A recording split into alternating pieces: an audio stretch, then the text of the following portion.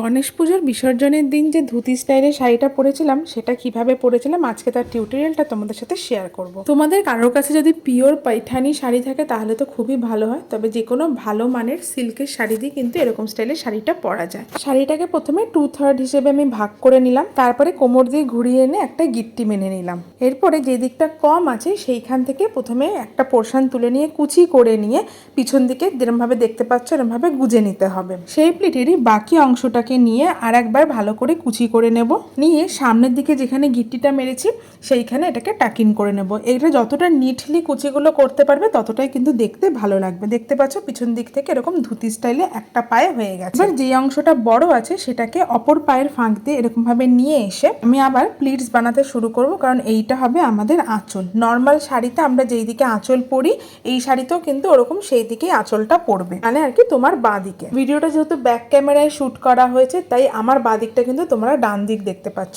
যাই হোক, এবারে আঁচলের প্লিটসগুলোকে আমি ঠিক করে নিয়ে একটা সেফটি পিন দিয়ে পিন করে নিলাম, আর যেই অংশটা একটু ঝুলে মতো ছিল সেটাকে টাইট করে আমি আবার কোমরের পিছন দিকে গুঁজে দিলাম। দেখো কত ইজিলি এরকম স্টাইলে শাড়িটা পরা হয়ে গেল। কোমর বন্ধনী দিয়ে একটুখানি সিকিওর করে নিলাম, তাহলে দেখতেও ভালো লাগে আর শাড়ির সেটিংটাও কিন্তু সুন্দর দেখতে লাগে। এবারে একটু সাজগোজ করে নেবো। আমি না এটার সাথে একটা ওই পার্লের এমনি নর্মাল চোকার হয় সেটাই পরে। সত্যি কথা বলতে মারাঠি স্টাইল কোনো জুয়েলারি আমার কাছে নেই, তাই যা ছিল তাই দিয়েই সাজিয়ে নিয়েছি।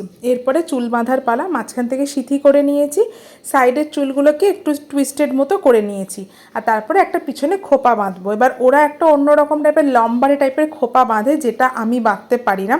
আমি এমনি নর্মাল খোপা বেঁধেছি।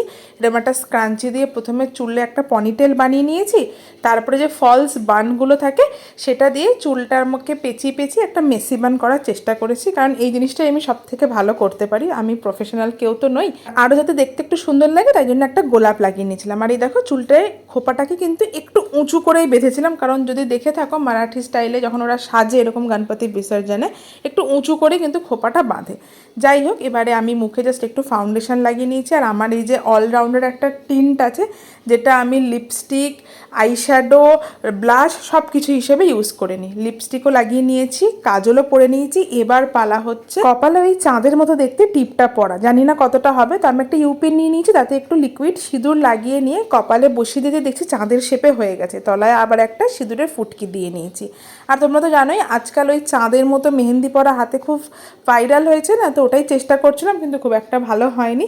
যাই হোক, দেখবো পুজোতে মেহেন্দি দিয়ে ট্রাই করে দেখবো। আর এবার পুরো সাজটা কমপ্লিট হয়ে গেছে, তোমাদের সাথে সাজটা আমি পুরোটা শেয়ার করে দিলাম। কেমন লাগছে কমেন্টে জানাবে, আর শাড়ি পরাটা কেমন লাগলো সেটা তো অবশ্যই জানাবে। ভীষণ ইজি শাড়ি পরাটা, তোমরাও চাইলে ট্রাই করতে পারো।